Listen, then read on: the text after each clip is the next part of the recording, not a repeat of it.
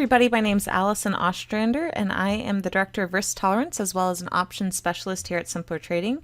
And in today's video, I want to talk with y'all about Microsoft based off the weekly time frame. Now, as you can see here on my charts, on the weekly chart, we have been in a nice bullish trend to the upside for several years on Microsoft. Even with the pullback that we saw back in March, Microsoft was able to maintain its 100-period simple moving average, which is this gold yellow line here on my chart. We never traded below it, unlike a lot of other symbols that we saw during this time. And not only did we make it back up to the highs that we had before this whole turn down, but we've started to exceed those levels and continue to the upside. The reason why I want to talk about this today, though, going into the end of this week, is we are attempting to print a very nice buy signal to jump into Microsoft. And we'll talk about a few different trade ideas you might consider here in a second. But the reason why I like this chart setup and this signal to the upside is because, as you can see, the price currently, right, you'll want to make sure that this is valid going into the close tomorrow. But currently, as of the close today right now, Microsoft has been able to break above the ATR trailing stop, which is this red dotted line here, and turn it from resistance back into support, which is what this blue dot is currently showing us. Typically, when this happens on a weekly time frame on a lot of symbols, but in particular on Microsoft, this usually means that we're going into an overall bullish trend to the upside. As you can see back here, Microsoft broke resistance back in April, turning it into support. And this is April of 2019, mind you. And even if you had jumped in that next week at the high of around 130, we did see an overall bullish sentiment for a move up and saw it move up to around 190. That's a nice 60-point move to the upside. Let's take a step back further in time here. Based on the weekly chart, let's go back to a 10-year time frame and take a look at this more closely.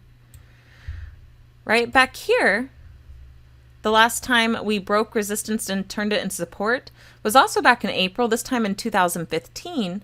And once again, if you got in towards the high of that week or the following week, even the high of that bar, of that weekly bar, you got in around $49, let's say $50 is the price level you jumped in at.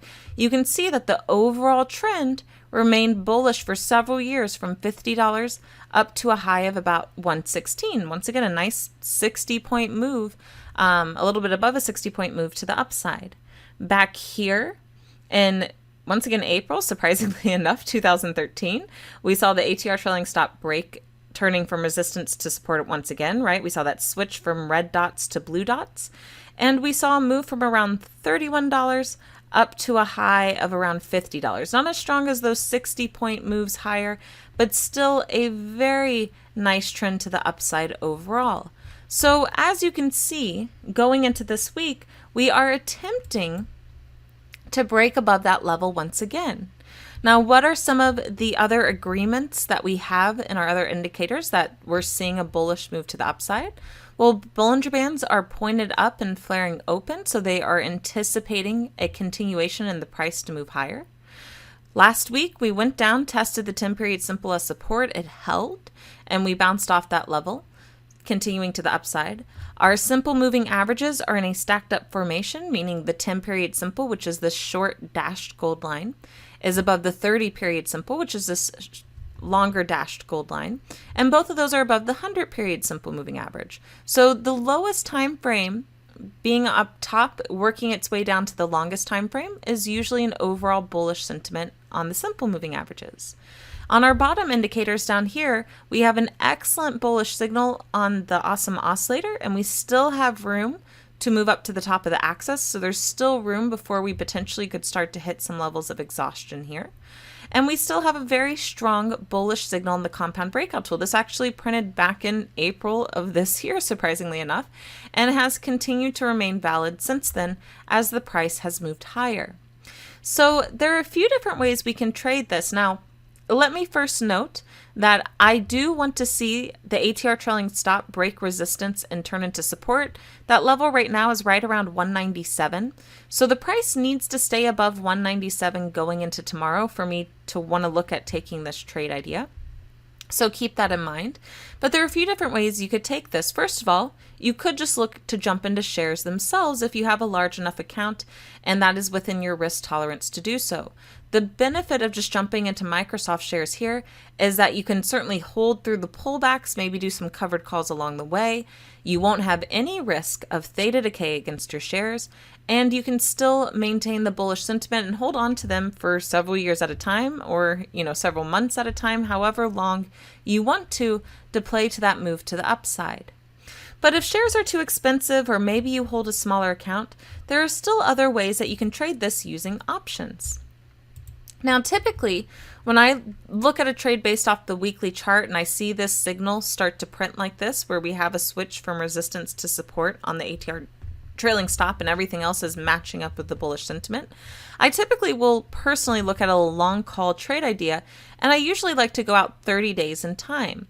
However, if you don't plan to hold this through the next earnings announcement, which is anticipated to be sometime in July, then you might consider going with the July monthly expiration, which you can see here is about 22 days out, so a little shy of the 30 days I typically like to look for.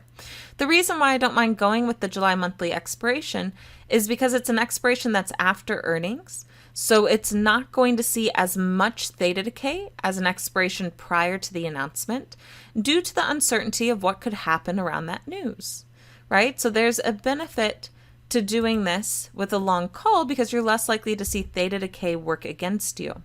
Ideally, I would still look at a 0.7 delta, which is currently right around the 192.50 strike.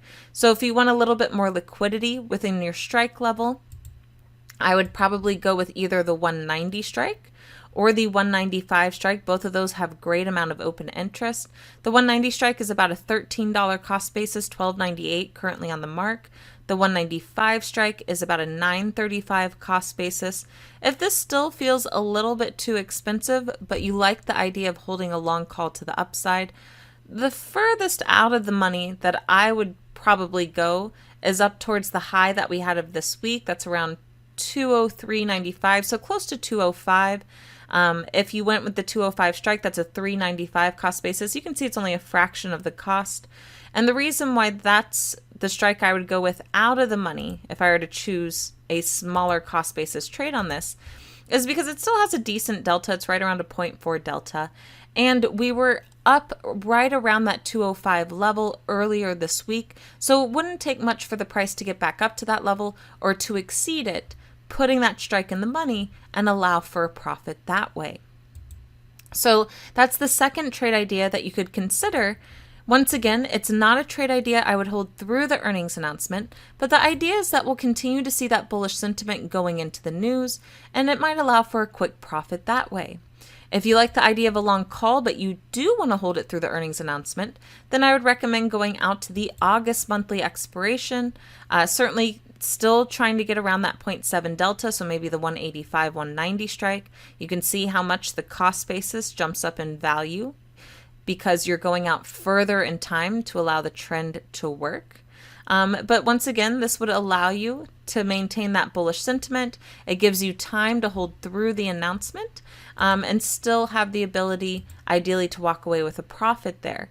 Not as much open interest on the August monthly expiration unless you're going at the 200 level or maybe the 210 level and below that. But I would still try and keep with the 0.7 delta because it already has intrinsic value built into it. And of course, if we do immediately continue to the upside from here, then you're going to be able to start seeing some nice profits occur on that strike level. Now keep in mind, right, support is down near 185, so you need to be okay holding this back down into support levels, but as long as support holds, as long as we don't break back below the ATR trailing stop as support, turning it back into resistance, much like we did back here, for example, I still like the overall sentiment of Microsoft continuing to move higher. If you did want to do a shorter dated trade, maybe something like a long debit vertical spread, I'd probably give myself some time on it, go out to the July 10th expiration, that's about 2 weeks out from now, and look at something like the 200-205 long debit call vertical spread. Currently, it's a 209 cost basis, 291 profit potential. Once again, the reason why I choose these strikes is because we weren't too far away from 205 earlier this week with this weekly high overall. So it wouldn't take much for Microsoft to get back to that strike level. And if we get back to that level, if we start to exceed 205, then the spread will either be at or in the money with the short strike and could allow close to that max profit potential of $2.91. So there are a few different ways you can play this. Typically, though, as I mentioned, when I see this ATR trailing stop switch, I like to play it as a longer term trade. So once again, if you're able to get in shares, that's probably what I would look to do here.